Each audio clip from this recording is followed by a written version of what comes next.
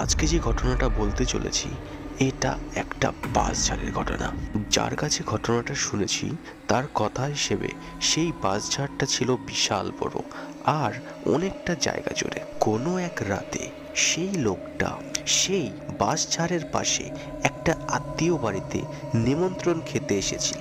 সেই রাতে বাড়িতে অনেক লোক থাকায় প্রকৃতির ডাকে সাড়া দিতে মাঝরাতে সেই লোকটা সেই বাসঝাড়টার কাছে যায় আর কিছু না বুঝে অন্ধকারেই সেই বাঁশ গাছগুলোর উপর সে হিসু করে দেয়।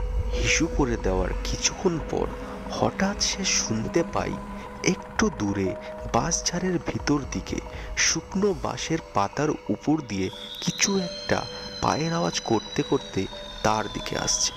এত রাতে সেখানে যে কারো থাকার কথা না সেটা ওই লোকটা বুঝতে পারে, তাই আর দেরি না করে সেখান থেকে খুব তাড়াতাড়ি বাড়ির দিকে হাঁটা শুরু করে।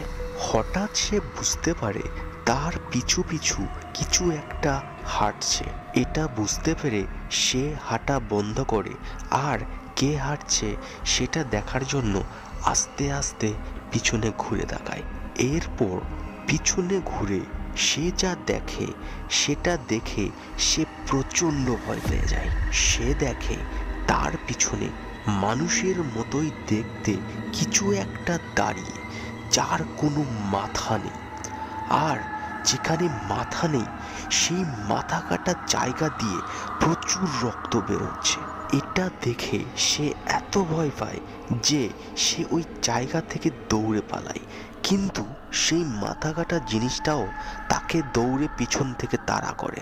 সেই লোকটা খুব জোরে দৌড়ে সেই বাড়ির দরজায় একটা জোরে ধাক্কা দিয়ে সেখানেই অজ্ঞান হয়ে পড়ে যায়। আর দরজায় এত জোরে আওয়াজ হয় সব লোক বাড়ি থেকে ছুটে আসে আর দেখে সেই লোকটা নিচে পড়ে আছে।